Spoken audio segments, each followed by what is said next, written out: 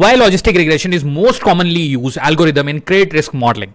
So this question comes. So the simple answer is logistic regression is used because default prediction is a binary classification problem. Either a person will default or non-default. Simple. If default, then the indicator is 1 as a column, and if non-default, then the indicator is 0. Logistic regression predicts the probability of default between 0 to 1. So there is a bandwidth from 0 to 1 in the probability of default. That's what the output of the logistic regression usually comes. It uses a sigmoid function. That's why you have a formula which is purely dependent on the sigmoid function which you implement. Now, why bank usually prefer this? Because it's easy to interpret. Basel and regulations like explanatory models. That's why this is very important, and it works well with the modeling scorecard. That is very big advantage and fast to validate and monitor.